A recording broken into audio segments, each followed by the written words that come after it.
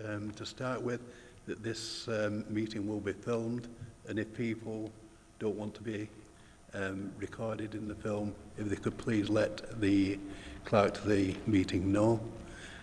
Thank you. Welcome to the meeting. Anyway, have we got any apologies for absence? We've received apologies from Councillor Costa, Hussain and Vivian. Thank you. I've not been notified of any urgent business. Declarations of interest. Any members got any declarations of interest? No. Public questions. I've not been notified of any public questions at this meeting. Minutes of the previous meeting have been circulated.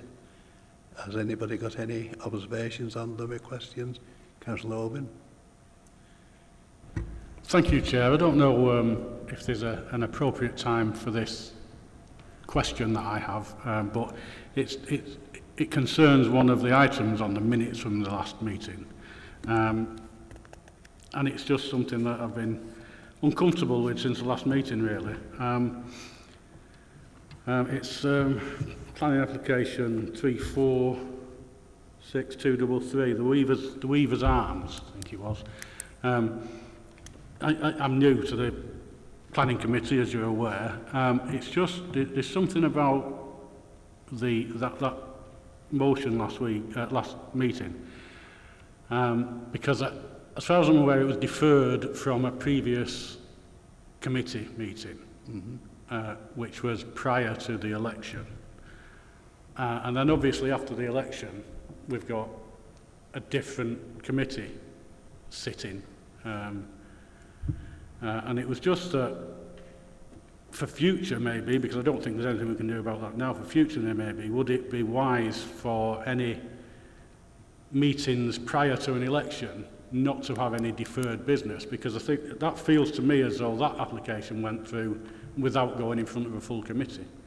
I understand your sentiments on that. The problem we do have is that it didn't come to the committee to be deferred. It was deferred by members at the committee.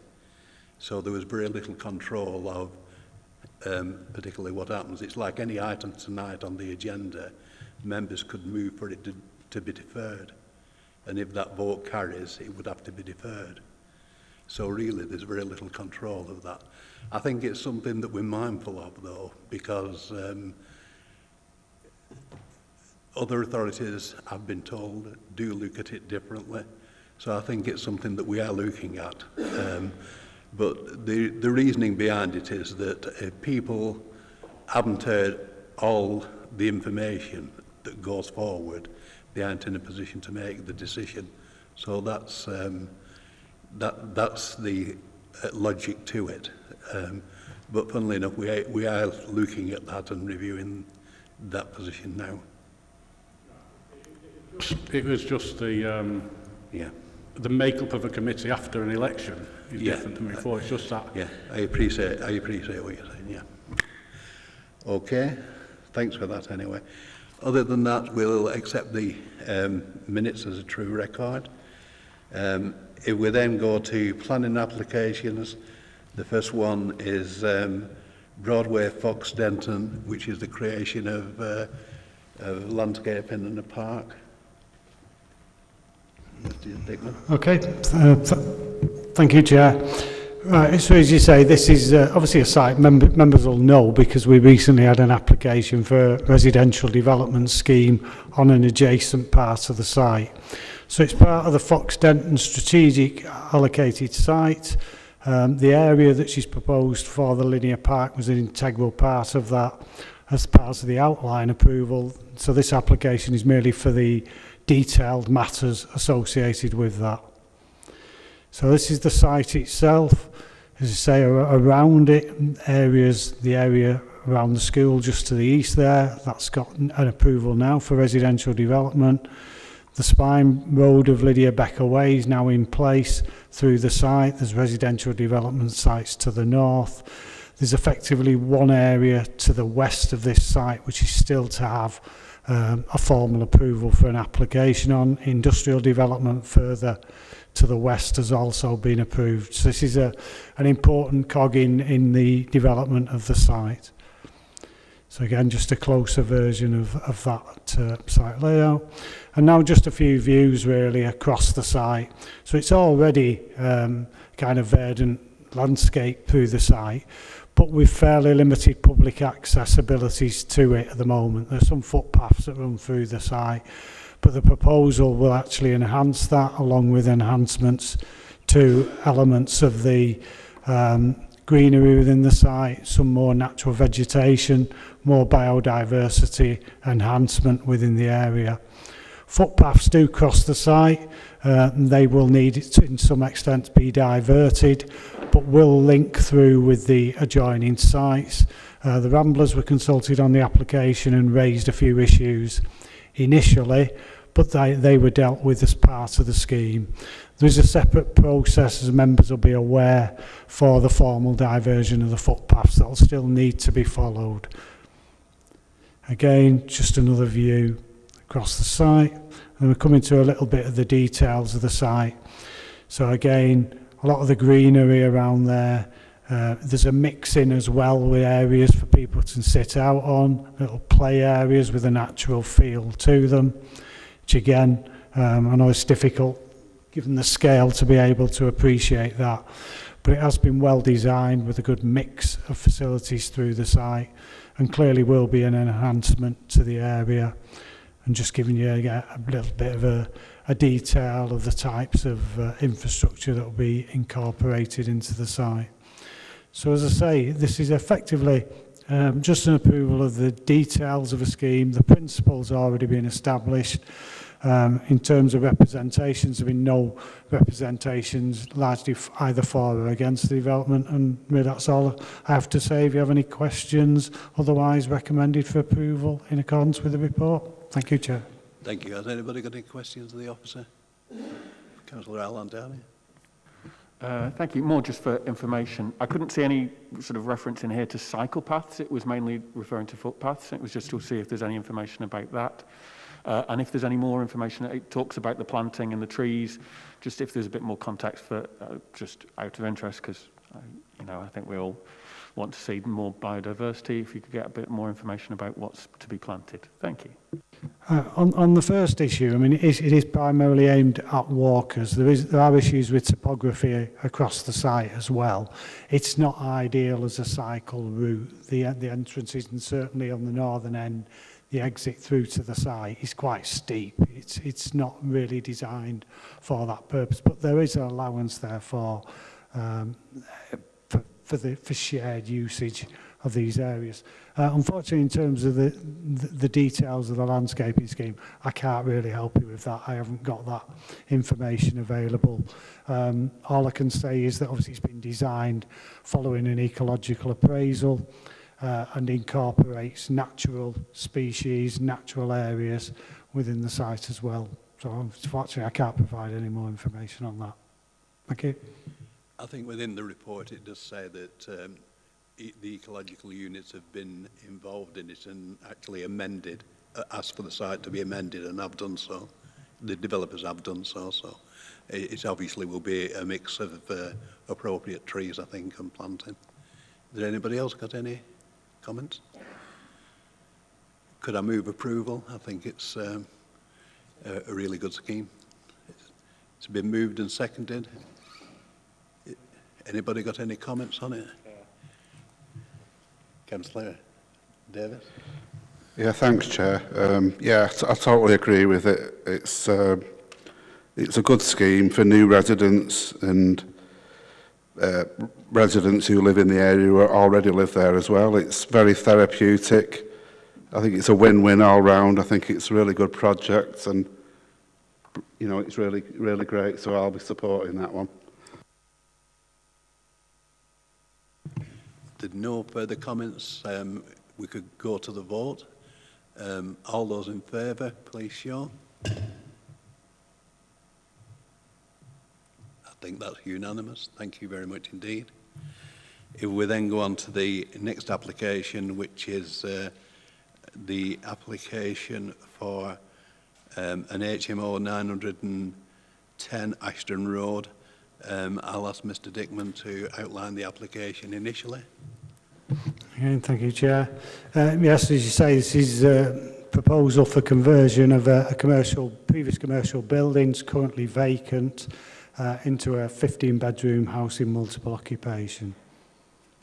So this is the building itself. It's on the corner of Ashton Road and Danisher Lane, which is a small cul-de-sac serving a small number of residential properties. Just giving you the aerial view there. So as I say, Ashton Road runs down to the eastern side of the site. There are residential properties on the opposite side of Ashton Road as well, and then more commercial properties slightly to the southeast and further along to the northwest of the site. So it has a mixed area, although it is primarily residential in character. So this is the building itself, again showing that side road. So you can see on the left-hand side, you see the nearest residential properties to the site. As you can see, the building itself is currently vacant. It's in a fairly poor appearance to the local area. Just giving another view, so it shows you down the side. Shows you down the side of the site. And there's a rear yard area, which we'll come on to in a second. As you can see, it's part of a small commercial row of buildings. Oops, other way. And this is just round the back of the site. So again, the area across the kind of unkempt area here is where the existing houses are.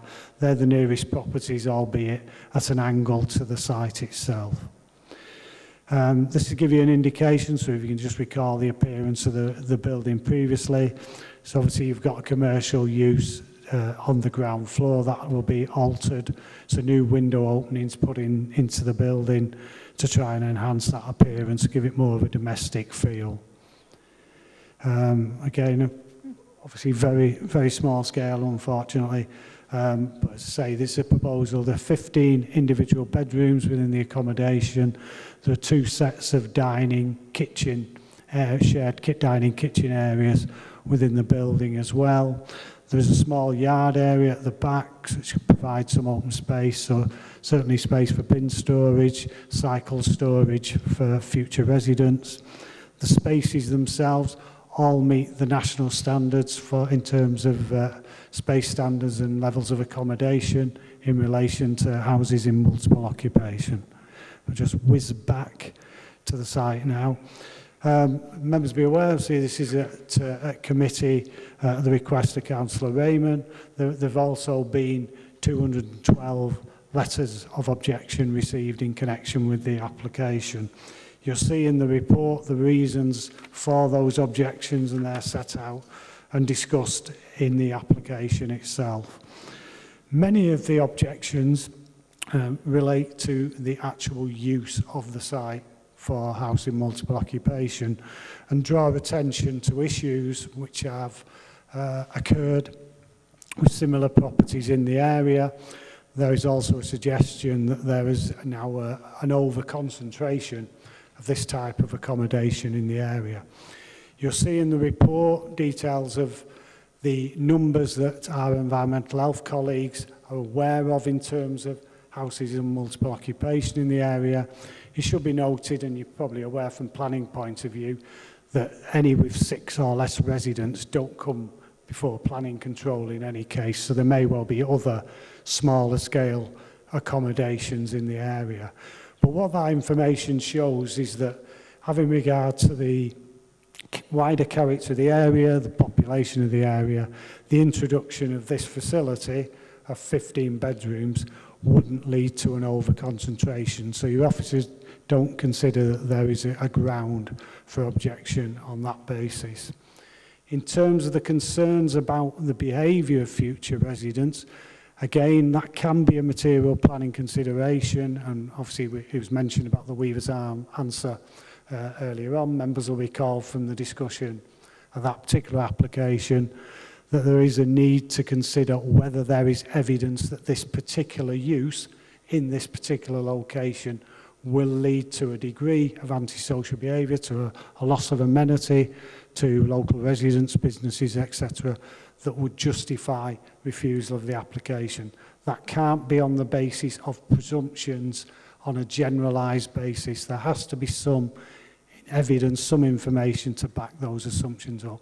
Again, in terms of the information submitted with the application, the representations that have been received, your officers don't consider that there is such a reason to justify refusal. Concerns have been raised about parking provision associated with the site as well. There is no off-street car parking provision, but there are a couple of factors that need to be considered there. Firstly, the type of accommodation involved means that in terms of car ownership, that is likely to be incredibly low, if not in fact non-existent in terms of the residents themselves. You also need to be aware that obviously this is a commercial building, it's previously been used for that purpose, and realistically any activity, any reuse of that building will be likely to generate traffic, increasing traffic into the area. So that has to be weighed in the balance, and in fact this particular scheme is probably likely to result in less traffic than other schemes. In terms of the level of accommodation, again, members are aware, council doesn't have a 5-year housing land supply. This clearly won't make a massive dent in that, but it will provide a small number of additional accommodation units across the board for an area of the population where there is a demand for that accommodation. That has to be weighed in the balance as well, as does the fact that this is an existing building within a highly sustainable urban location, and therefore making productive use of that is acceptable. So whilst it is considered that there are obviously genuine concerns about the use, we don't consider that there are any strong material planning reasons to reject the current application, and therefore it's recommended for approval subject to the conditions that include reference to a management plan and reference to the crime impact statement that was submitted with the application and considered by the Greater Manchester Police Architectural Liaison Unit. So on that basis, to say application recommended for approval subject to conditions in the report. Thank you, Chair. Thank you, Mr Dickman. Has anybody got any questions of the officer initially? Councillor Brownrigg. Sorry, trapped in my mask then. Can you just confirm, Mr Dickman, that the actual size of the rooms is well in excess of the minimum sizes laid down in the legislation? I think that's how I've interpreted, but if you just confirm that for me, thank you. Yeah, there's a variety of sizes, but even the smallest of the units in there is greater than the minimum standard that's proposed, and in a number of cases it exceeds that by a fair degree. Thank you. Councillor Davies. Yeah, thanks, Chair. Graham, if you can go to the picture of the actual building at the front of it. Now, that there, is that the full building, just that bit, or is it the two to the side of it? If you look on the next picture, is it all that row of those three buildings, the development? No, it's not. It's not the full extent of that row. There is a commercial property next to it. If we show, in fact, if we go back to, it's probably, no, that doesn't really show it. No, it's up to this point, yes. Sorry, I'm getting confused with the one further down. Yes. You are correct, yes. Just go back to, sorry, I'm to the one where it's the next one. That one. So if you look there, there's like 3 sets of roller shutters. Are they all part of it, or is it just the one on the left? No, it's further down, yes, it extends further down. So it's them 3 lots of buildings, not just that first one that you showed? Well, it's, if I go to, it might be there, right? Yeah, there you can see right across the site. So this one in the bottom left-hand corner. Okay then, so it looks a bit bigger on that one. Yeah. Can we go to the picture with the plan of the bedrooms on there? The plan with the bedrooms. And I did a quick count there, and I think 12 of the bedrooms were for 2 people, are they? And 3 for 1. The bedrooms are intended for single people. Oh, they look like double beds, Emma, so they're all single bedrooms then? Yes. Right, okay, that's right. So because they look like double beds to me, does it to anybody else? I think that needs changing, Chair, with the plans, because they'll try and push that and say it had double beds on the plan.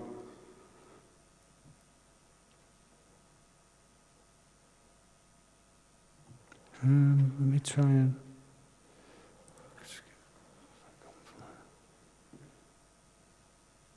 Just seeing if I can try and scale it up so you can actually see. Because if we approve it, they'll say, oh, we've put double bedrooms on the plan and that's what we want. Well, it's still, notwithstanding the planning considerations, it's still a licensable housing multiple occupation. So they still have to have it licensed through environmental health in any case. Therefore, it would still have to meet the space standards that are required. The difficulty of imposing restrictions from a planning point of view is that it's totally unenforceable. So if we put a condition on saying each of those bedrooms shall only be occupied by a single tenant, we can't enforce that. We would never be able to have the evidence to enforce that because we don't know who is in those rooms at any one time. So you would have to take it that the level of accommodation is the level of that would be allowed on the building.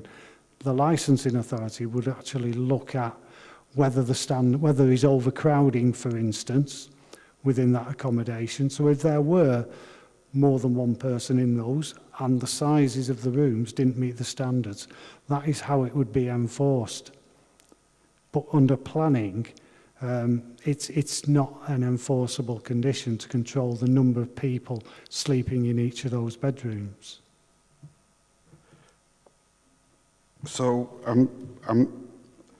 because there's a minimum size for a single room and there's a minimum size for a double room, isn't there? So it depends what the sizes are, and that's what they'll look at. Yeah, well, the accommodation we're dealing with is for 15 bedrooms of a certain size. That certain size is to accommodate a single person.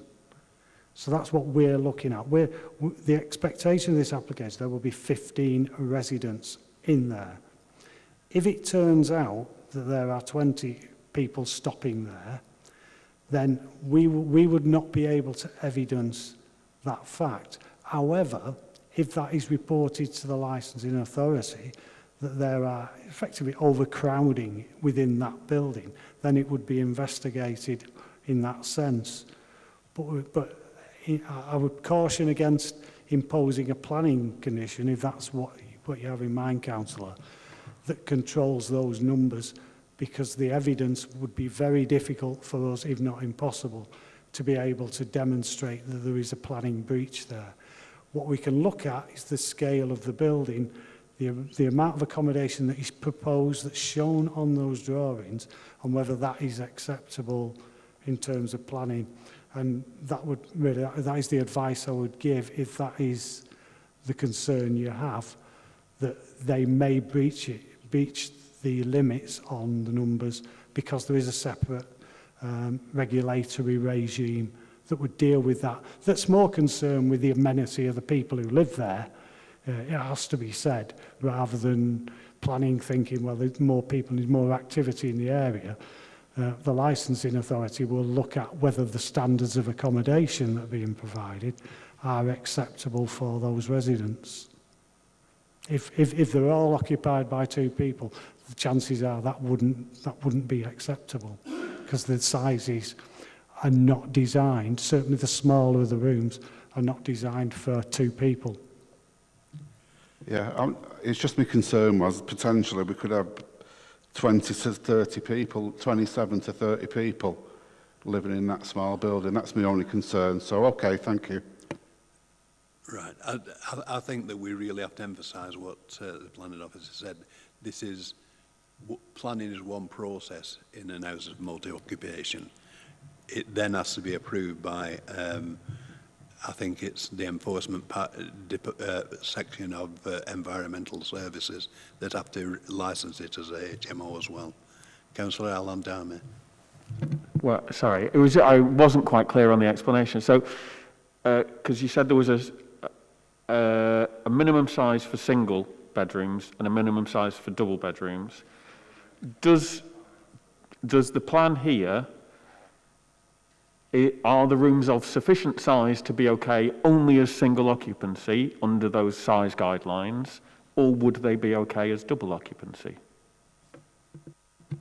There is a mix of sizes within there. There may well be, see, the assessment's been made is on the basis of single occupancy. Some of those may actually be big enough for double occupancy, but the majority are definitely not of that size. So the assumption we will make is that these are for single occupancy. That's my understanding of all the information that's been produced. And really that's the judgment we would make on the application. Thank you. So, is it possible for us to make, not to put in a planning condition, but just to make it clear in what we're saying that we are judging this on the basis of single occupancy? We would, if the application was approved, there would be an informative on the decision notice which refers in the same way as drop crossing needed or whatever, which refers to them and says, planning, this is planning only. So that's all you've got approval for now. If there's another regulatory regime, whether that's the HMO regulations for environmental health, whether it's building regulations for escape from fire and so forth, they still have to comply with those. That goes on our decision notices as a standard informative in any case. Councillor Tower. Thank you, Chair. This particular development is in my ward, and my question is obviously the first question already asked, but followed by the parking. I'm just really concerned because Ashton Road is a very, very busy road, and with extra development, I think it will cause more problems. But for this particular development, where is the parking, and what will happen to those garages at the back? Will be people parking there, or if you can just take us through, please. Yeah, through you, Chair. There's no off-street parking with the property, but that's actually the case with the existing uses or potential uses of the site. So whatever happens with this building in terms of reuse, the occupiers or customers, visitors to it, will have to find parking spaces on street. I think the point that we consider on this application is that although it seems like a lot of people, the nature of that accommodation is that, let's face it, generally people who can only afford accommodation of that nature generally will not own a motor vehicle. So it's highly unlikely. You may get some maintenance, you may get some management staff who may come to the premises and visit. Clearly they would have to park on street, hopefully legally, as would everybody else who calls there. So again, it's not a reason we could refuse the application, because effectively any impact of parking being a problem means that you wouldn't allow any reuse of the building.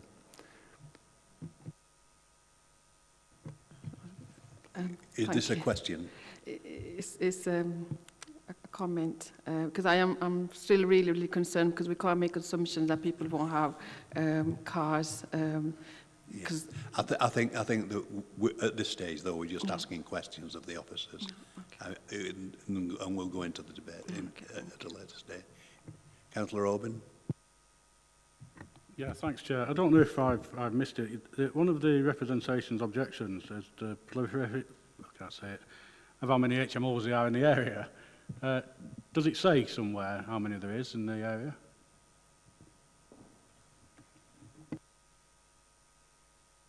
As I understand it, there's 25 HMOs in Medlock Vale. Medlock Vale is the full ward, which contains 14,000 people. Yeah, it's under the crime prevention section of the report. And just on that, is there anything council-wise, as HMOs pop up now more than they used to. Is there anything council-wise that puts a limit on these, or we look at putting a limit on them at any point in time? There are no current policies, either in terms of planning or across the borough, to restrict the numbers of HMOs in a particular area. Certainly under planning, there is a regime called Article 4 directions have been served. But again, you've got to demonstrate here's a particular problem in an area. So for instance, in parts of Manchester, for instance, you might find old streets taken over by student housing, which causes a problem because it changes the character of that area. But again, the point I think we're making here is that although there is an increase in this type of accommodation, perhaps unfortunately because it is needed, there is no concentration as such in this area that would justify putting an order on that effectively removes the presumption in favour of allowing this type of development. So there's no actual figure that would determine that there is too many HMOs in any particular area? Certainly not in Oldham, no. And I think Mr. Rowbury will possibly come in and explain the reasoning around that. Thank you, Chairman. Yeah, we're currently looking at how we might develop a policy. That is, of course, that would make the assumption that there is a problem in some areas. So the first stage is really, is there a problem in some parts of the borough? I was previously at Southampton, and Graham just talked about an Article 4 direction, which effectively takes away the permitted development rights that currently exist for HMOs. And in Southampton, we had a citywide Article 4, so all HMOs required planning permission, irrespective of their size. And the criteria was based on a percentage within a radius drawn around sort of compass point around the actual application site. And being honest, it was a very, very blunt instrument. It made a straight quantitative assessment, which came down, there were either too many in inverted commas or there weren't. And it didn't take in any of the qualitative aspects and the elements that the particular neighbourhood might actually contribute towards making more HMOs in one particular area might be more acceptable than in another, for example. And we didn't win very many on appeal, to be frank, when we refused them. So in developing any policy for Oldham, I think we need to be really careful that we don't have a policy that is purely mechanistic, that just takes a raw number or percentage and applies that, because I don't think we'll get support from planning inspectors, in which case it's little point in us actually having such a policy. But we are actually, Chairman, as I say, looking at how we might move forward on that. Thank you. I think that's going to be part of our deliberations around the new borough plan that's being devised. Councillor Landani. Thank you, Chair. Just in terms of the crime prevention strategy, because it refers to the section of the, hang on, that's right, of this where it's the landlord antisocial behaviour management plan. And if the residents are having concerns about crimes, that's the mechanism by which that's addressed. So I was wondering if I could get some more detail just in terms of the sort of thing that would include and the sort of mechanisms that would be in place for people to get a response if necessary. Thank you.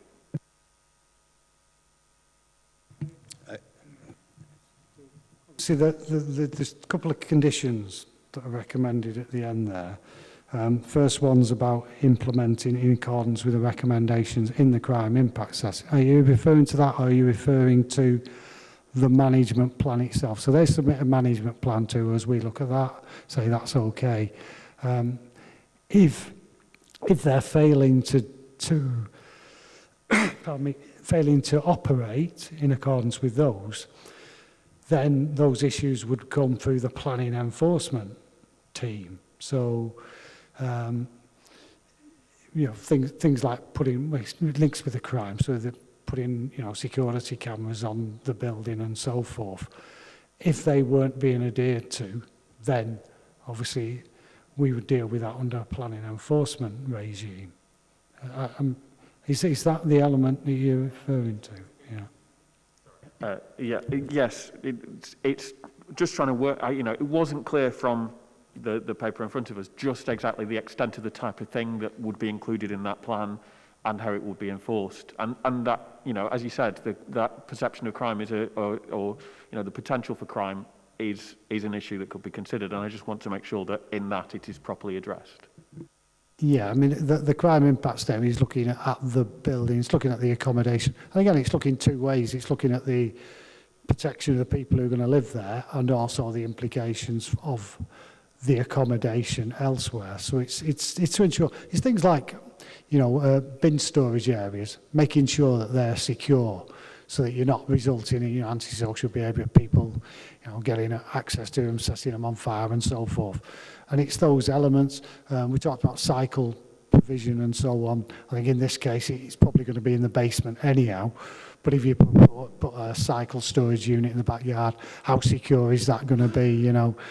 Is there going to be security lighting on the back of the building, say, for instance?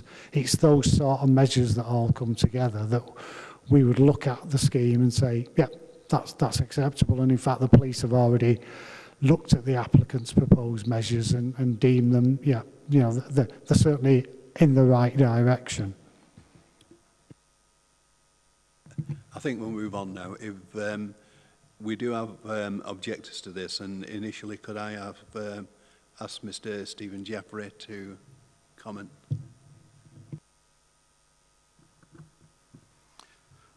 Well, thank you. Mr. Jeffrey, you have 3 minutes, and you'll be told just before the completion of 3 minutes is up. Okay. Right, let's be clear from the start. This is an application which should never have seen the light of day. This HMO is not wanted, it's not needed. Let's look at the reasons. Loss of privacy. The HMO overlooks properties on both Danishire Lane and Hillary Avenue, in some cases looking directly into bedrooms and gardens. It's an unacceptable intrusion.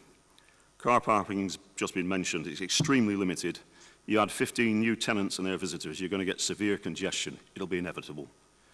The new developments are not supposed to undermine the quality of life of the host community. However, there's plenty of evidence from other councils that HMOs change an area for the worse.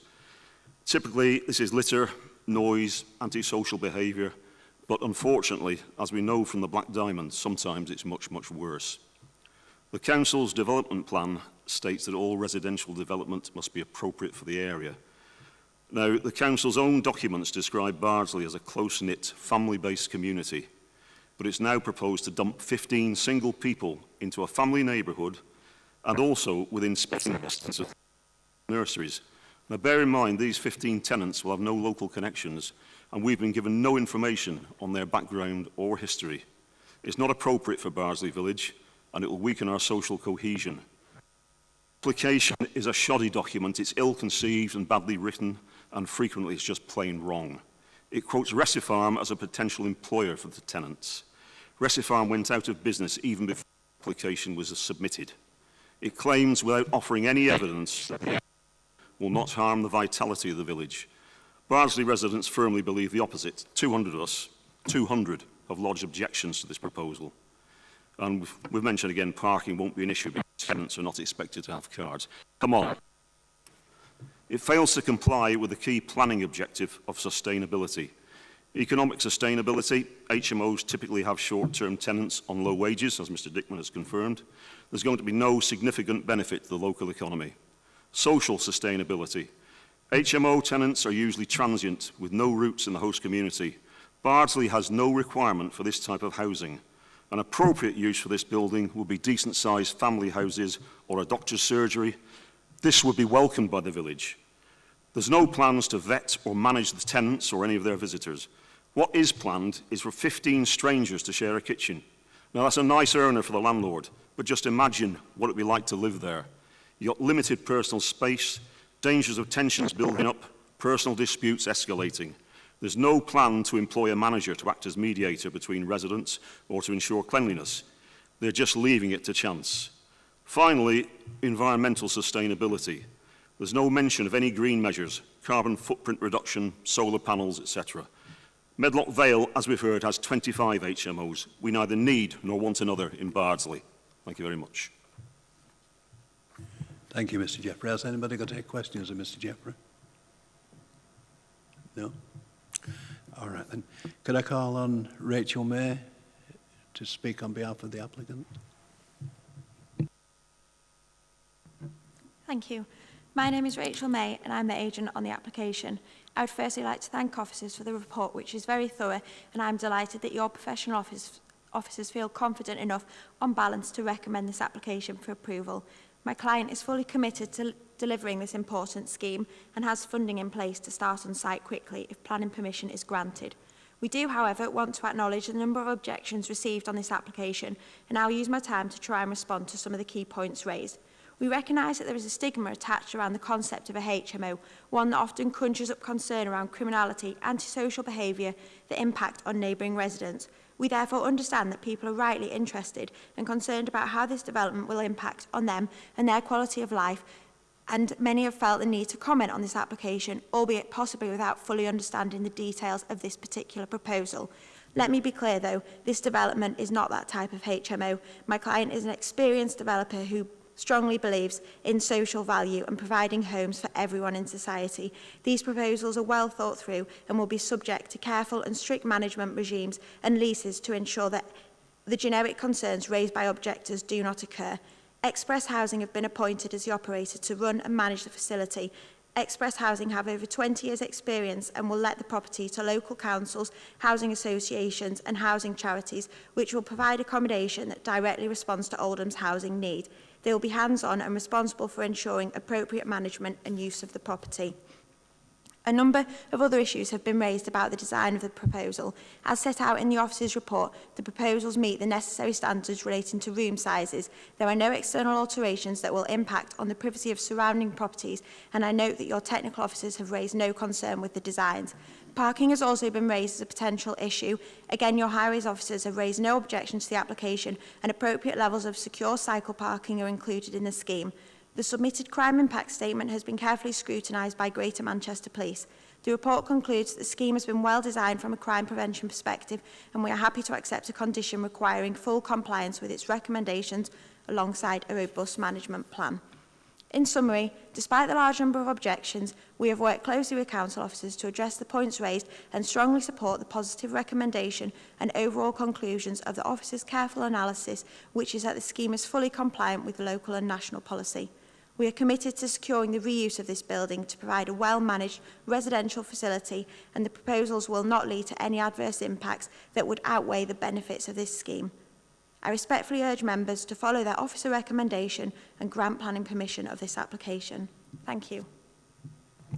Thank you. Has anybody got any questions? Yes. Councillor Dow. Thanks, Chair. Can you confirm as the representative of the applicant about the debate we had before regarding the rooms? Are they double rooms, single rooms or a mix? They are 15 single rooms. Has anybody else? Councillor Allen down there. Thank you, Chair. It was just, there was mention before of not having management, and then you've mentioned that a manager has been appointed. Could you just give some clarity around how you're proposing to have that management and sort of how it would work? Would it be on site, off site, how it would be enforced? Thank you. Hi. So there will be a management strategy and there will be staff on site 24/7 managing the property. Thank you. Is there any more questions? No? Right. We have a request for councillors to speak. Councillor Alias first.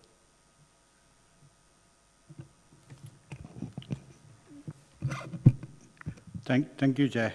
And I think Mr. Jeffries sort of spoken really well in objecting this, and I agree with quite a lot of what was said.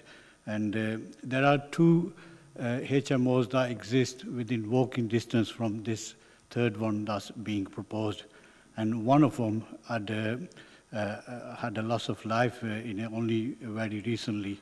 And you only have to walk around in neighbourhoods with HMOs, and you can tell that, you know, there's antisocial behavior is usually relatively high in those areas. There's fly tipping and all sorts of other environmental problems. This particular proposal will definitely sort of change the character of the area. As is already said before, that Barnsley is a small village with a lot of elderly residents and family homes, and with a third HMO within walking distance, bringing in individuals that probably don't have any relation with each other, and I'll only probably turn up just for a short period of time and then leave, and that will definitely change the character of the area. Also with parking, there's no parking as I said by the planning officer around the building, and then when you got 15 tenants coming in, there's no evidence that these residents and occupants won't or are not likely to own a vehicle. You could have all 15 of them having a vehicle, or maybe more than one vehicle, and then where do they go and park their vehicles if they do come in with the vehicles? And then also, obviously, a lot of objections have been sent in by local residents, and if it was something that would bring any added value to the area, you know, why would 212 local residents just object to a proposal? So therefore, there obviously this particular proposal will bring problems to the area. So that's the reason why a lot of people are objecting. And this proposal would not improve economic, social, or even environmental conditions of the area. So therefore, I hope that, you know, it doesn't go through. Thank you. Thank you. I think Mr. Dickman just wants to clarify something. Yes, sorry, it is just an issue that's been raised a couple of times. There's reference to the fatality that occurred in the local area.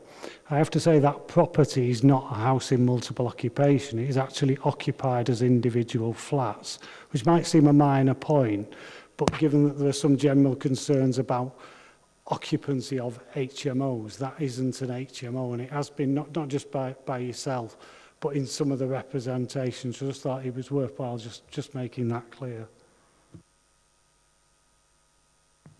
So, Mr. Roberts. Thank you, Chair. In the light of some of the comments that have been made by Councillor Elias and also by Mr. Jeffrey, can I just make members aware, or remind members rather, that a number of those are not material considerations, and you cannot take account of them in your decision making. Whether people are transient, have no connection with the area, is not something you are lawfully able to take account of in making this decision. It may be a fact, but it is not a material planning consideration. Also, need. There is no need to demonstrate need, if I can put it like that. So that is not material. Equally, the fact that it may not, in the view of people who've expressed comments just now, it may not have a positive contribution towards local economic spend. That is not material. So I just would ask you respectfully to set those sorts of issues aside when you are considering this application, because they're not ones you can take account of, as they are not material planning considerations. Thank you. Thank you, Mr. Roberts. We've got Councillor Bede that wants to comment. Thank you. Good evening, and thank you for the opportunity to speak on behalf of the residents of Barnsley who wish to object to this application.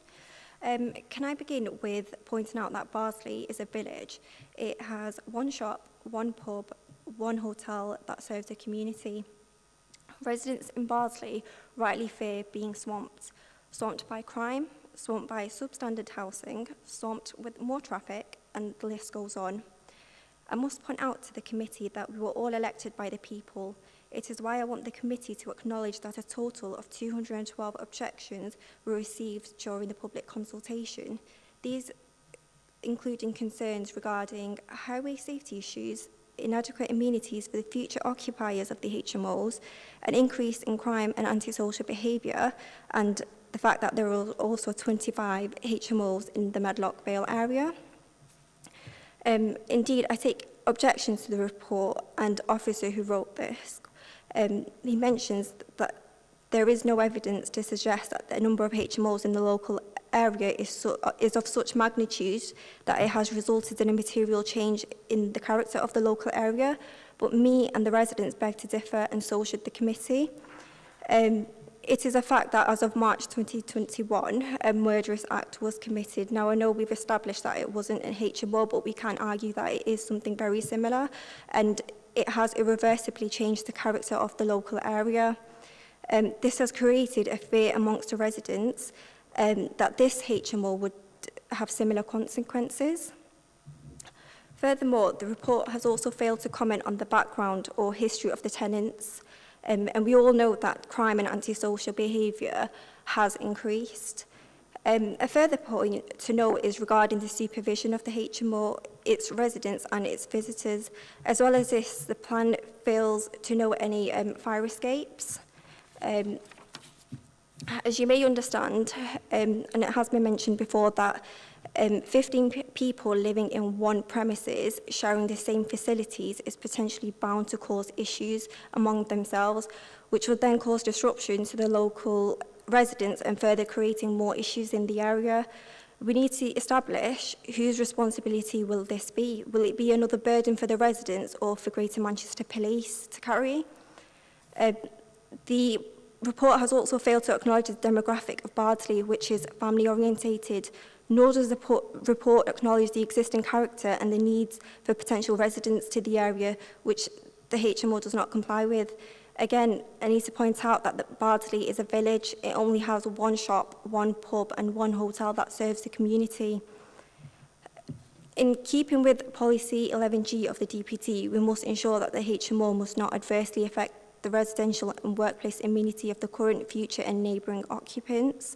In doing so, we must consider that the residents of Bardsley are largely families and elderly residents. This development is not only going to adversely affect the residential amenities of the residents, but also the workplace amenities of the 3 preschool nurseries, which are in close proximity to the proposed HMO. We must also consider access and traffic issues. Whilst we are estimating that it is unlikely residents will own their own private vehicle, we must remember that the proposal does not include the provision of car parking spaces. The council nor the report can guarantee future occupants will not own a vehicle. This report admits that the reuse of the building is likely to result in some degree of traffic. Therefore, we must ask ourselves whether the area can handle more traffic. We all are aware Ashton Road is a vital part of the transport system, which sees a heavy flow of traffic on a daily basis. And I don't have to remind the committee that the area is home to families and young children who actually have the right to feel safe in their area. There is a real sense of community within Bardsley. Families have been living here for generations, and due to the issues that I've outlined above, allowing an HMO would only drive people to move out, resulting in a material change in the character of the local area. At a time where we are spending more time at home, more than ever before, ensuring our residents feel safe and comfortable in their homes must be at the heart of this decision. So I do strongly urge the committee to reconsider. Would they want this to go ahead in the area that they live in? And we must ask ourselves, would we tolerate an injustice as such as this is where we live? Thank you. Thank you. Has anybody got any questions of the contribution by the 2 ward councillors? Sorry? Yeah. Yes. Thanks, Chair. I understand some of your concerns. I don't think you can judge people before they move into a property, by the way, first of all. That's the first thing. And the other thing is, unfortunately, this planning committee here, we can make a decision, and it's not always in our own hands because the government legislation. If we refuse this application potentially, the applicant can appeal that, and then the council have got to give good reasons to refuse it, and there's no good reasons been brought up to refuse it. They will appeal it, and potentially the council can have costs against them. What's your answer to that? Because this application, you know, I've not seen any grounds where we can, and I totally get your concerns, most of them, and this is one of the frustrations.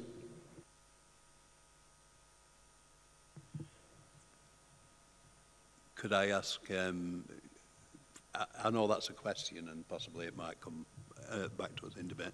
If I could ask Wendy Morehouse, who's the traffic officer, to make a comment, because highway issues have been raised. Thank you. I'll just explain how I've made an assessment of the highway issues and the need or not having a need for parking provision, which is being raised quite a lot. So the first thing that I have to do is look at the existing use and the amount of traffic that could potentially generate, or what it does actually generate. So the existing use could generate traffic and demand for parking, and there is no dedicated off-street parking, so any demand for parking would take place on the public highway for the existing use. The proposed use is for an HMO, and I know people are saying, well, you can't guarantee that the future residents won't have a car. No, we can't. But in my assessment, the assumption is that the type of person that will move into that type of development is very unlikely to have a vehicle. Incredibly unlikely to own more than one vehicle, which has also been mentioned this evening. So that's the basis on which I've made my assessment.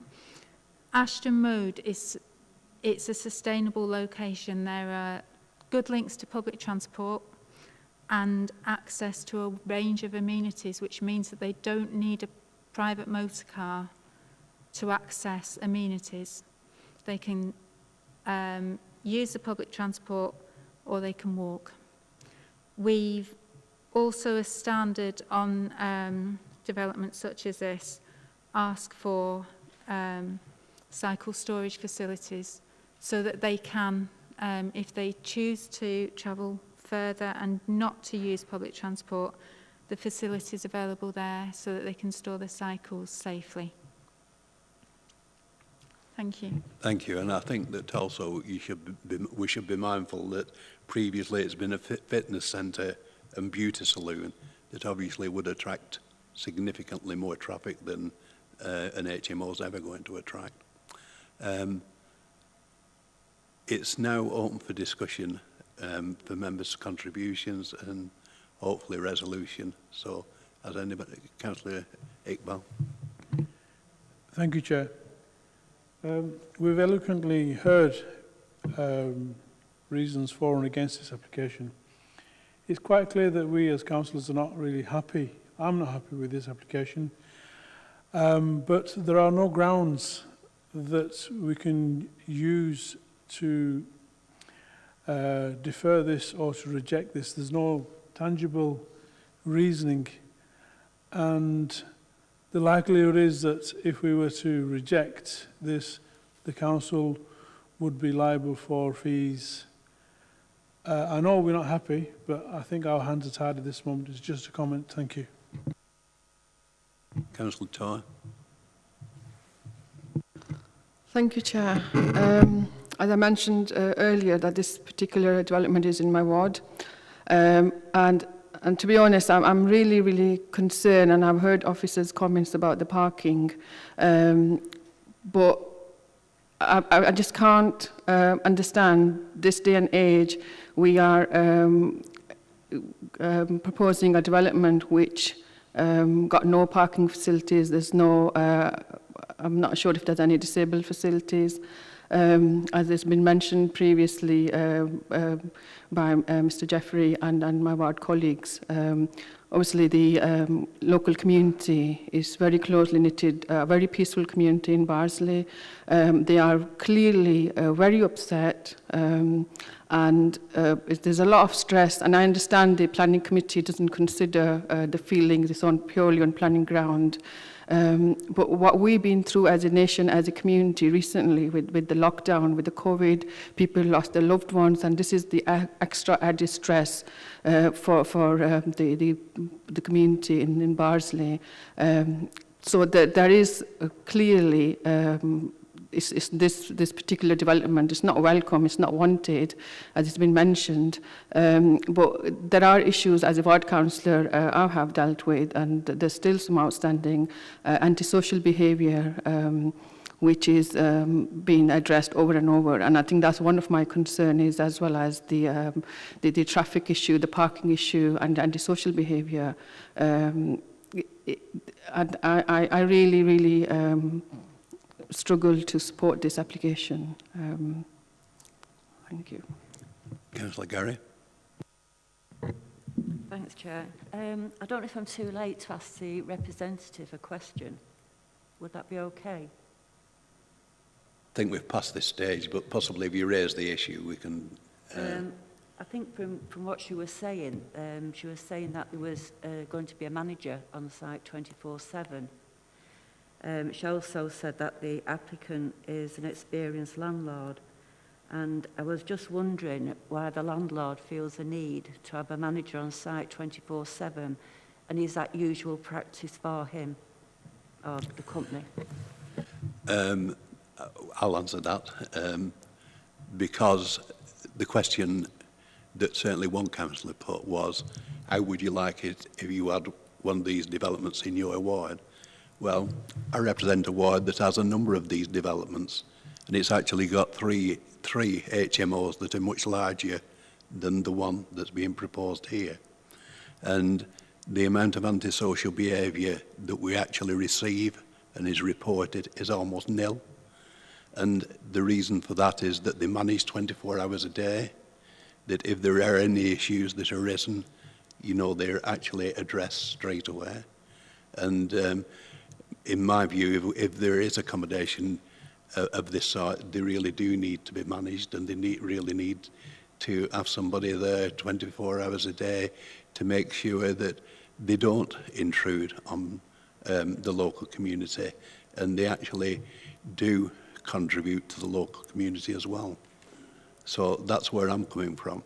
I think people said that this isn't an issue for Barnsley or anywhere else, but it's an issue for us all.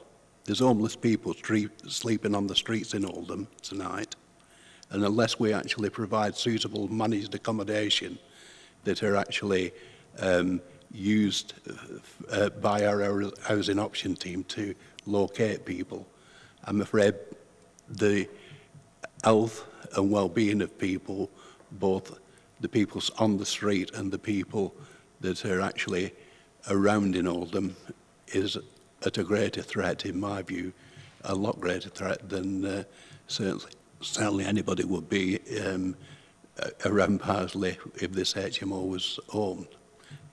So that's just my view. Has anybody else got any comments they'd like to make? Councillor Davis. Yeah, thanks, Chair. I mean, I totally agree. We do need more accommodation in Oldham. We need more affordable accommodation. But what we need is quality. And unfortunately, as I said before, we're restricted what we can do because of legislation with this Conservative, the government. If we do reject this, they'll appeal it, and the chances are they'll win. We could have costs against us. It's frustrating, and it's one of the frustrations. We have other applications similar, and it happens, and it's frustrating. We're not in total control of what we can do in our own area, unfortunately. God knows what's going to happen with the new rules they've got coming in with planning, but that's another story. To me, I mean, there's an application in my own ward for a terraced house for 8 bedrooms. Scandalous. It's the unacceptable face of capitalism. It's not on. But unfortunately, we've got to be responsible. Unfortunately, I think we're going to have to. I'm not proposing we should vote for this, but unfortunately, regrettably, I'll probably have to do because we've got no choice. That's what the law is. And that's a fact, unfortunately. And I'm sorry to Mr. Mr. Jeffrey, was it, who spoke against it. I'm sorry, I get your concerns. I don't get the concerns about residents, by the way, because you can judge people by their actions when you get to meet them. But other concerns, I totally get them. And I want quality in Oldham. I don't want people living in chicken coops. But unfortunately, we've got no choice. Has anybody else got any more comments? Councillor Robin. Thanks, Chair. Just a couple of points. Peter, Councillor Davis mentioned before, after a representation, that we shouldn't be judging people before they go in. But surely that's exactly what the highways are doing by judging that people won't have a car. Everybody's judging who are going in, whether it's this side or the other side, aren't they? You've got to do that. So I think it was a bit unfair to say don't be judging people before they moved in, Peter, because we're doing that on both sides. Highways are judging them, saying they're the kind of people that won't have a car. So you've got to make a judgment on the kind of people you think are going to be there. Mr. Rowbury pointed out what we can consider, and I don't know if it's a massive list, Simon, and I know you've tried to tutor on the lessons that I've been in to learn about planning, but what are the material facts for the lay members or for the new members that have to weigh up the decision that we finally make?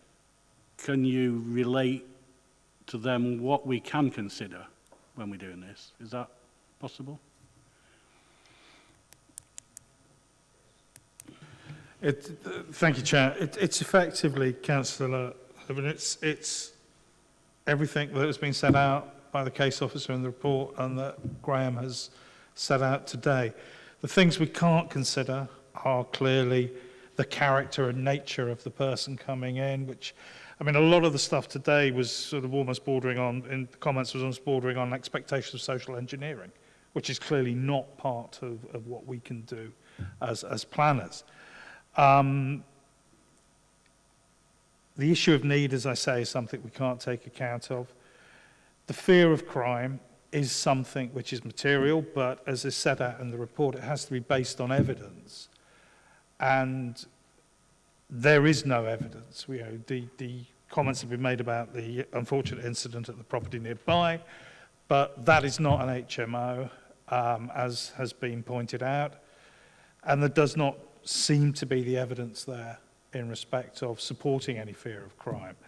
And the Chair has made comments about that in his own ward. So effectively, the material considerations are those which are set out in the case officer's report, and those are the ones you need to limit your consideration to today, please. Just further on that, Chair, sorry, it's just, it's more feeling that, and as more and more HMOs come up, as Peter said, there's one in his ward coming up, are we not able to do anything with these types of applications as we go forward? Are these some things that we're just going to have to take, because that's how it feels from the comments tonight, that there's not a lot we can do. So is there any point of any HMOs coming to committee because the committee can't really do anything about it? Is there nothing that we can start to set to do anything with these HMOs, because they are becoming a regular application, aren't they? In some quite residential areas as well. Yes, please. Yeah. Yes, but, there are the sorts of material consideration are sort of set out as headings in the report, and they're broadly going to be the same sort of headings which are going to come into play with most HMO applications. There may be more on particularly on impact on adjoining residential amenity and things like this.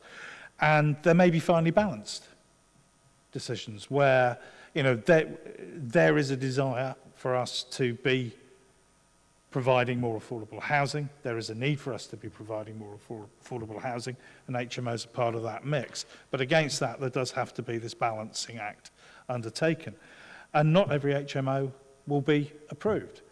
Not every HMO will come to committee anyway, because it may well be refused under delegated authority, or it may not be contentious and it may be approved under delegated authority.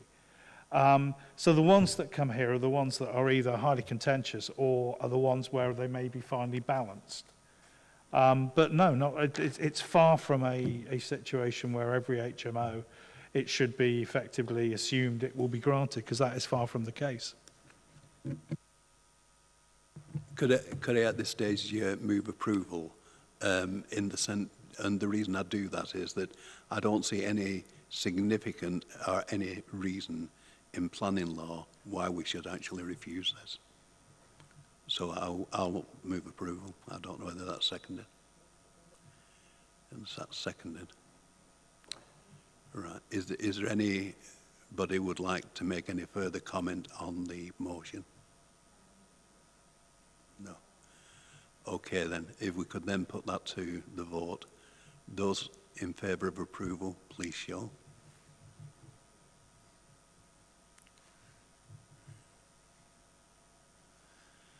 Make that 5. Those against approval? That's 4. So the application is approved by 5 votes to 4. Thank you very much indeed. If we then go on to the next application, which is for extensions to 4 Lloyd Tumstead, Greenfield. Mr. Dickman.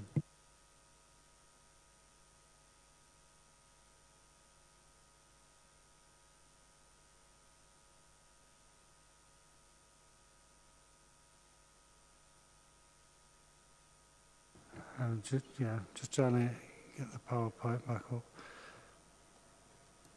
I was just going to minimise it, and I think I closed it all down. Okay, this is, there's two applications. They're obviously linked. As members know, you have to consider each one independently, but they're effectively for the same development. So this is a housing application, so a household application, and a listed building consent application for an extension to the rear of a Grade 2 listed building. Some of the members who've been on committee for a little while will recall back in October 2020, you dealt with a previous proposal for this site, which was a 2-storey rear extension. It was actually refused, and at appeal it was subsequently dismissed as well by the planning inspector. So this is a proposal to amend that scheme, and as you can see, rather than 2-storey, it's a mix of a single and a 2-storey extension. So again, this is the property, probably even better with the aerial. So as you just see there on the north side of the road, with a small garden area around the outside. We move to the next one, which shows you the rear of the property. So as you can see, you've got effectively 2 buildings you can see there, and then a third one. So we're going from right to left. So it's behind the third element of that building where the extension is proposed. And this is the area. Again, some of the members might recall the particular property itself. So it's for a replacement of this single storey with a single storey and a 2-storey element, roughly where that first floor window is in the centre of the picture. Say the application seeks for an alteration to the previous scheme. Unfortunately, in assessing the application, the officers consider that the concerns that were expressed in the original refusal and by the planning inspector subsequently haven't been overcome. One element is the obscuration of original parts of the building fabric itself, which is particularly the area on the upper floor. And even in dismissing the application, the inspector accepted that there had been some alterations to the building previously, but the proposal will still result in that harm. It's just to give you an indication, a couple of other views. These are the existing plans, so you can see there at the bottom left-hand corner, this is the existing extension on the back. And these are the proposed plans. So we start with the one on the bottom right-hand corner. This is the ground floor. So you can see there's the enlarged kitchen area there, which will be the single-storey element. And then just above it, an area which will just incorporate the bathroom accommodation. And that's the element of it that you will see, which is above. It's a bit misleading, the plan, because obviously the element of the first floor, you not see the colours distinguish that. So you can see this element here. You can see my cursor. Can you see my cursor? No, you can't. Well, that doesn't help. On the top left-hand side, so you can see an element there. If you look at the roof that comes along, there's a section of roof that comes further down. So this is where the two-storey extension is located. And then below that, and then back to the left-hand side, where much of the original building is located, that's the single-storey element of it. So it's really an issue of the design, the window openings, the roof pitch, and the introduction of a new roof. So if you look at the bottom left-hand side, you can see the larger ridge line, which is the building when I showed you the original photographs. There's a part of the property which is set further back. The area here, the area on the left-hand side with the chimney in the middle of it, is the area on which the extension will be built.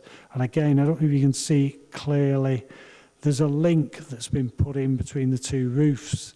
So there is a break in the roof, but it's still a kind of cat slide arrangement, which in fact the inspector criticised as being inappropriate on a building of this scale. What the applicant had sought to do, and this sometimes works on new extensions on historic buildings, is to put a kind of break in there with a kind of glazed structure in between. But what that effectively does is introduces yet another alien feature and also adds a strange gap between the roofs. So you have the original roof pitch going down, then you have a flat section where this break has come, and then the roof goes down again.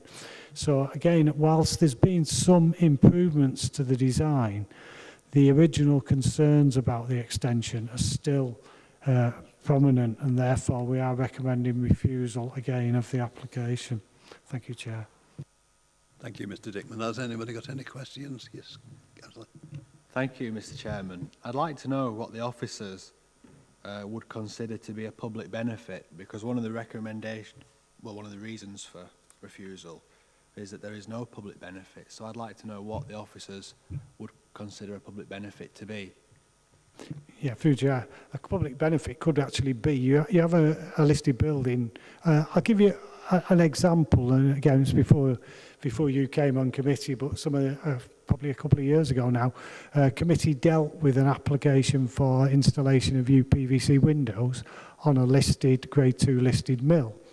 What they had to weigh up there is that would actually cause harm to the mill. But the company that was occupying the mill, there was clear benefit in them staying in the mill. They've expressed concerns about future installation costs and maintenance costs and so on.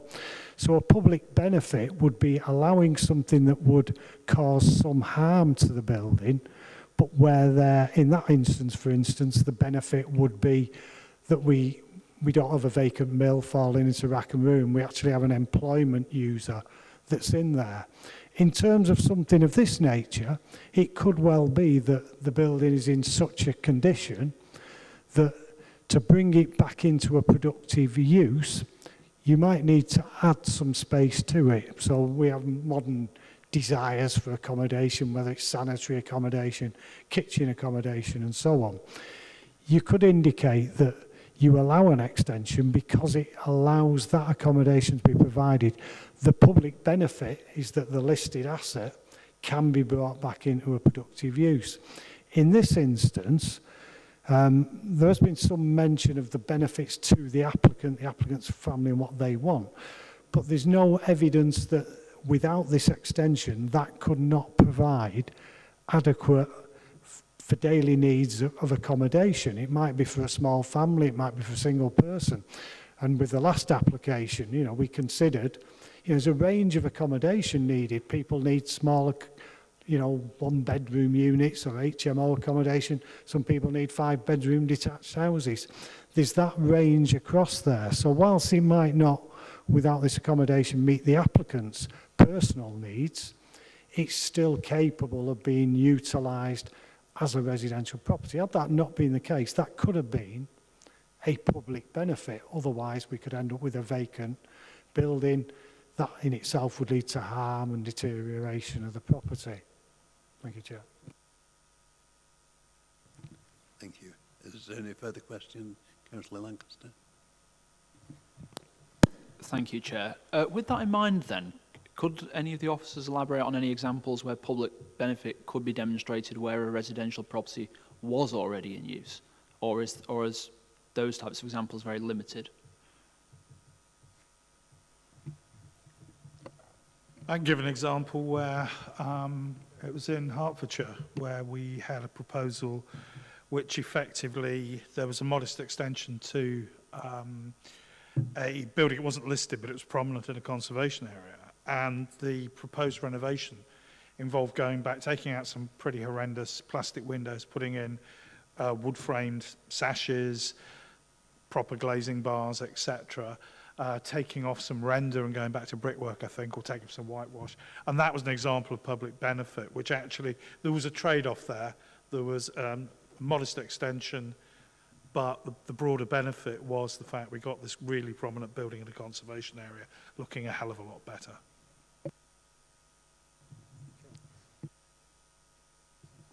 Sorry? Councillor Woodman. Mr. Chairman, I was just about to say on that note, and looking at the plans on the screen, when we saw the pictures of the house as it currently stands, there were some 1970s windows on there. I mean, there's a big glass window on the side there. These windows here aren't original by the looks of them. And so looking at the plans as proposed, the house will look better, in my opinion, with the added extensions on there. They're more architecturally sympathetic to the building. So how is that not a public benefit, the fact that they will improve how the building looks? I mean, I know all the buildings around Tumstead Lane and up there, and they aren't impressive buildings. You know, they're very nice buildings, but they aren't impressive. And looking at that, I think the plans do look better. It does look like an improvement as proposed, so I can't work out why it's recommended for refusal. For you, Chair, I think the issue that I would raise on that is, and there's another issue that's raised quite, again, some members will have come across before, damp. Can we build an extension onto this external wall because it resolves the problem of damp? But that would be a benefit, except, are there other means of doing that? Is that the only way you could resolve that particular issue? And if there are methods of preventing the damp without building the extension, then it's not a benefit. Another element here is that those windows, yes, you know, they are inappropriate and were added in the past. But again, there is no reason why this extension needs to be constructed in order to resolve that particular problem, if that's an issue that already exists. That, I see what you're saying, and there's a fine line between the two. But in a way, you've got to be able to show, without this development, that benefit could not be achieved. And as I said, you know, the examples of bringing the building back into productive use, if otherwise it wouldn't, and the one case that Simon mentioned, that's a good example. Here, yes, it would be a benefit, but it's almost like suggesting something will be an improvement if I can have this. And then you have to weigh out, well, what's the harm of that compared to that benefit? And the legislation's quite clear that in instances like this, there is a harm, and you've got to weigh that harm up against that benefit. And here, as I say, the benefit could occur anyhow. You know, you might argue, well, the applicant's not going to go to that expense of altering that window and putting something back. But that's not really the point. It could happen, and I think it's not straightforward. It is difficult as an issue, and I think the problem here is the design element of it. And one element of that is the first floor. So you appreciate there is the single story there, which is an addition to it. A lot of the concerns last time, apart from about the fenestration, were about the first floor. And we do have considerable concerns about the design of that first floor element. It's appreciated that attempts have been made to improve it and to not get too much work on the fabric of the original building. But again, it's about those aesthetics, and our view is that it doesn't achieve that aim. So it's not like saying you can't have an extension to a listed building. You clearly can have an extension. We had one at last committee, exactly. So it can be achieved, but I think there's going to be a very, and if it was easy for us to find a solution, we would have suggested it to the applicant.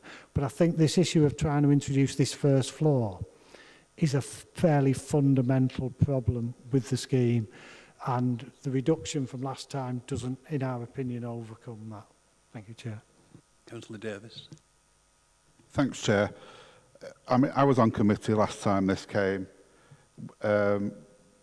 We brought it back to another meeting to give it time to have a look at it again. And I think I remember at the time, Graham, I think we said to you, would it be possible if you negotiate or have a talk with the applicant, can you come to some agreement? And I'm sure you still could. I mean, is that still, I know you're saying this is for refusal, but could you still have a chat with them and come to any agreement? Have the applicant come to you to do that? I think, as I just said, I think the main issue is the first floor element of it, and the inspector's decision commented on that in some detail as well. So I think, you know, we'd like to be able to come to a conclusion, but I'm struggling to find how we could justify that element of the proposal. So yeah, we could negotiate, but I think we might go around in circles a little bit. Okay, could we go to Mr. Waddington, who's the representative?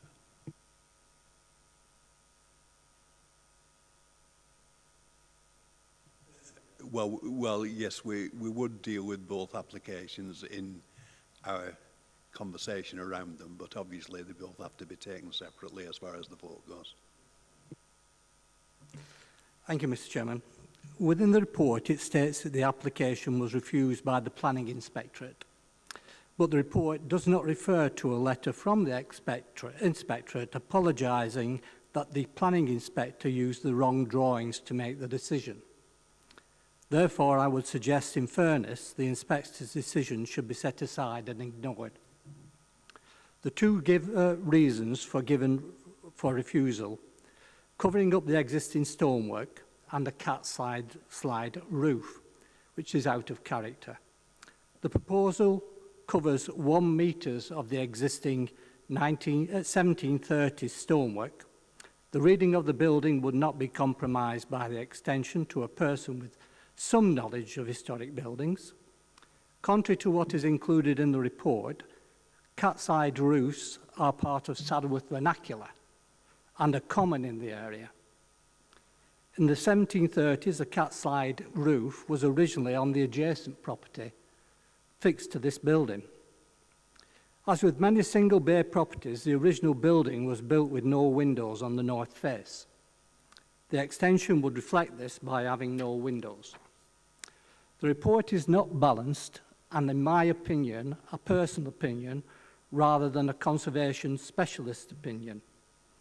The scheme minimises and mitigates heritage harm. The balance is in fact that the proposal enhances the historic representation of the building. This is done by the removal of the utility side window, the 20-pane window to the steps, the timber boarding, the bay window to the dining room, the window at the top of the stairs, and the removal of the occasional bricks and the utility stone walling, all of which are out of character. We have suggested, but it is not mentioned in the report, 2 conditions. 1, not to have finishes on the existing stone walls internally, and also to prepare a report as recommended by Historic England to level 4. The balance is that the proposal will be very much more sympathetic to Saddleworth vernacular than the existing hodgepodge, and the mitigating weights much heavier than the perceived harm. The proposal is a significant enhancement, therefore no public benefits are required and should be approved as recommended by Saddleworth Parish Council. I'm willing to answer any questions, Mr. Chairman. Thank you. Has anybody got any questions? Councillor Woodvine. Thanks, Mr. Chairman. I had a few questions, but they seemingly have already been answered. So the only one I will ask is, what are the client's reasons for the extension? So we have that background information. Thank you. I don't think they're particularly relevant to planning, but go on. Yeah, Mr. Chairman, the client wishes to have a first floor bathroom because at the moment the bathroom, I don't know whether the planning officer could put the ground floor plan up, please.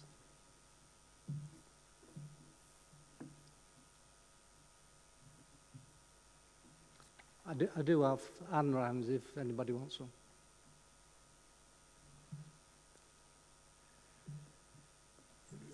The bedrooms are at first floor. To get to the bathroom, you come out of the bedrooms, into the hallway, down the staircase, through the lounge, through the kitchen, to the bathroom. The client has young children, and obviously this is extremely inconvenient, and this is one of the, well, the reason why the client wishes to have a bathroom at first floor. Thank you. And I assume he bought it like that.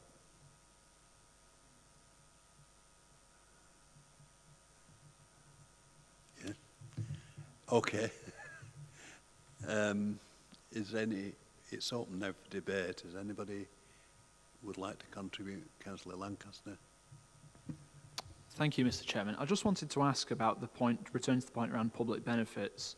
The application representatives said that no public benefits needed to be identified for this application. Of course, we had a conversation earlier. I just wanted a point of clarity on that. I don't know if it'd be for the application representative to respond or for an officer to respond, but does public benefit need to be cited for this particular application? Through you, Chair. Yeah, in the National Planning Policy Framework, it sets how you should judge different degrees of impact, shall we say, on a listed building. There is, and the phraseology is always a bit confusing, but most times you will have an impact. It's very rare it'll have a neutral impact if it's going to be an extension. In most occasions, it's judged to have less than substantial harm or substantial harm. So if you're demolishing the building, that clearly would be substantial harm. Where you judge it's less than substantial harm, paragraph 196 is where it says you have to weigh that up against the public benefits in order for it to be acceptable. So it's set out in national planning guidance. Thank you, Chair. Councillor Woodburn. Thank you, Mr. Chairman. I'm conscious that it's almost kick-off, so I'll keep it brief. Well, it's a very important issue. Oh, it is, exactly. Saddleworth exactly. and you know. But I referred up for. Yeah, I'm a member of the parish council, and before I was on this committee, I was on the parish council's planning committee, and the planning committee there are advised by a former head of planning at Oldham, and he's very clued up, like our officers are here, and the recommendation from the parish council, which has a consultative role in planning, is to approve the application. And I remember the last one, because I was on the parish council planning committee then. And as far as I can tell, and I don't remember us being happy with it at that time, but as far as I can tell, they have amended the plans in line with the recommendations from the last refusal. So, in line with the fact that we can still see that 18th century stonework on the building, it remains visible, and we're going to get rid of the 1970s windows and the other unsympathetic features and replace them with architecturally and historically sympathetic features. I would, if I can, I would recommend approval for this application on the basis that it's a private house for a private family, and I don't see what public benefit there could be in this situation, apart from for the walkers going past, and to look at the house, it would be an improvement. So, in my opinion, that is a public benefit, and I would recommend approval. Is that seconded?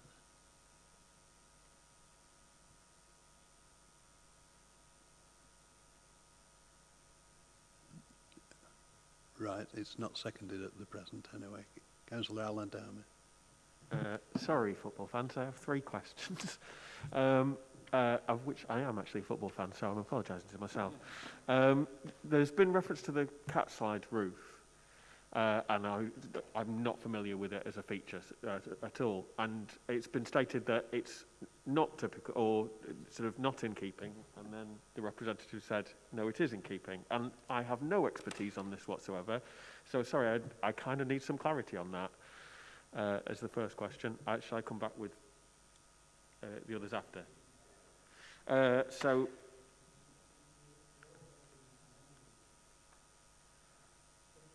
Yeah, sure.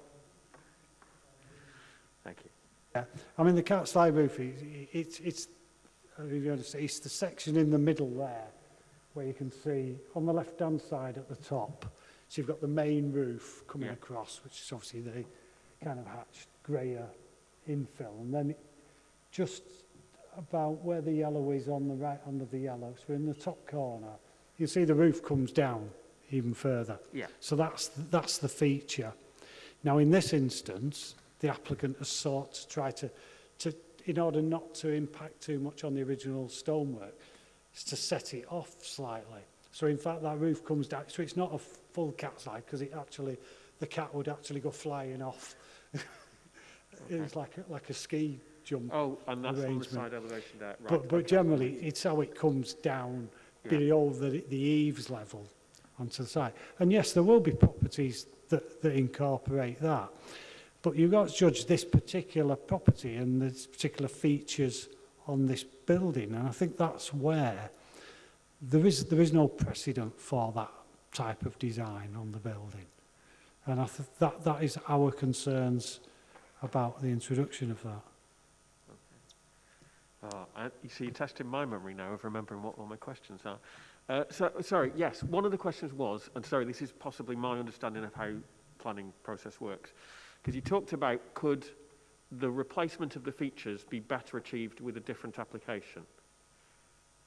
But at the last meeting on an application, you stated something along the lines of you have to judge the application that's in front of you. You can't compare it to what might be. To me, those two statements seem to contradict each other. Am I missing something? I mean, we do have, which I think I pointed out when we've had our member training sessions, that one of the sort of dichotomies is we are on one hand charged with being consistent in our decision making, but then on the other hand, we have to consider each application on its own merits. So it's not, normally it is not a material consideration for us to take what might be, because we do have to consider the application in front of us, and we do have to consider this application as the application in front of us.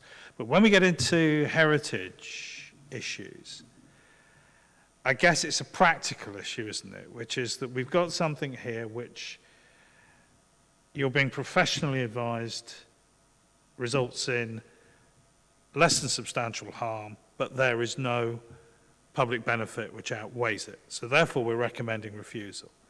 Now, the issue then is, in considering that, you naturally do think, and the question has been asked by the Vice Chair, that is there a prospect for us to be able to negotiate something out of this? Now, you as members may well, for example, consider a deferment. I don't recommend that at all. I don't think that's an appropriate way forward, because I think it would really require a new application, I think, rather than that.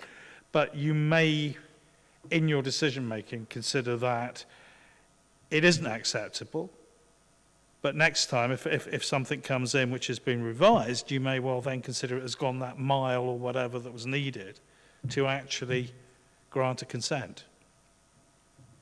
If I could just come back and say, I think my point on the windows and so on wasn't so much comparing with a better scheme. It was effectively saying, if this is being put forward as a public benefit, if you like, then it's work that doesn't need this extension for it to be implemented, which is a slightly, not different, but a slightly off comment, really.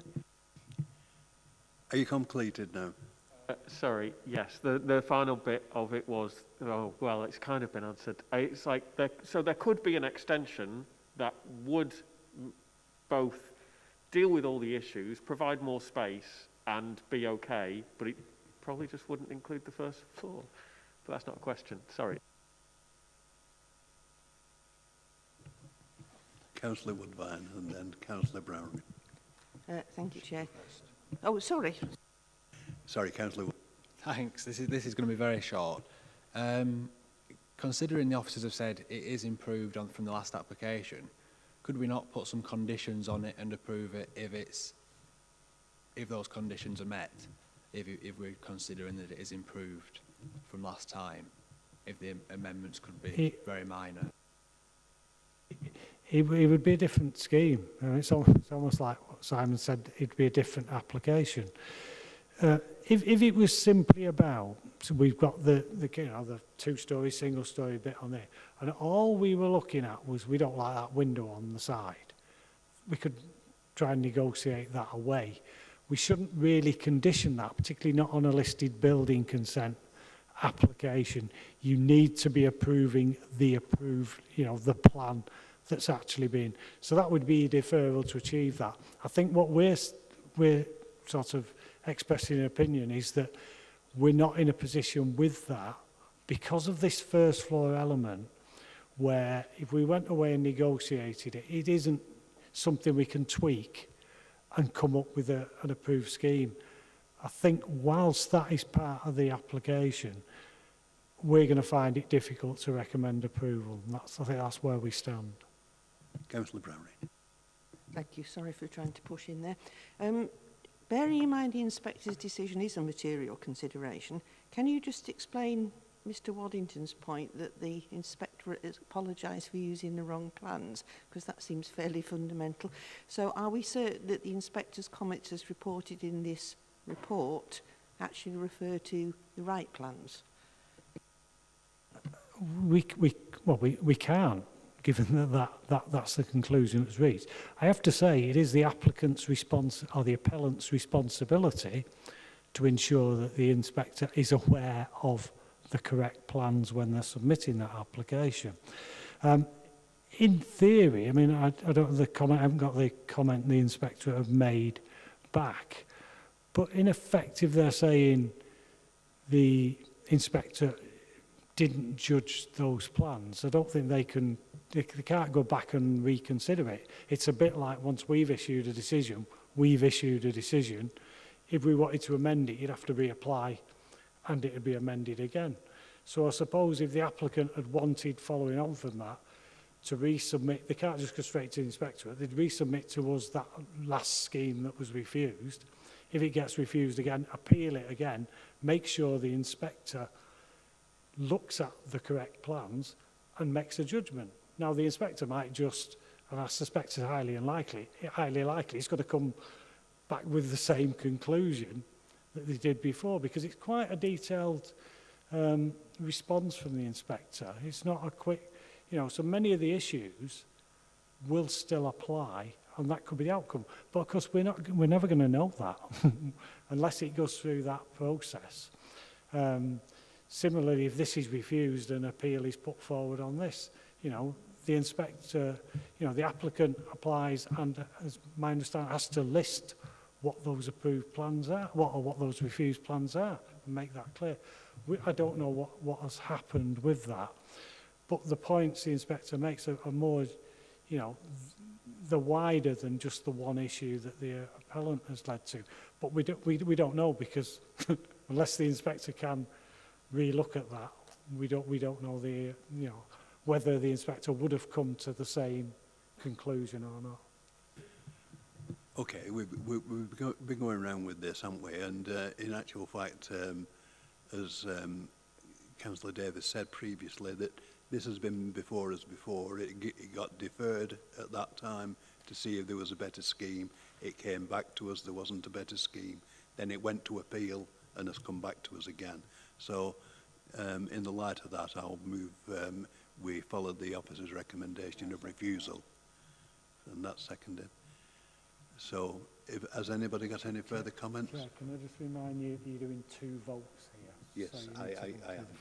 Sorry. And this is for the first application, and then we'll go to the listed building one afterwards. So, all those in favour of refusal, please show. That's 2, 4, 6. Those against refusal? That's 1. Okay. And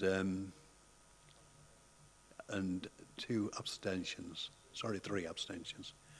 And if we then go to the listed building application, and I'll again move refusal.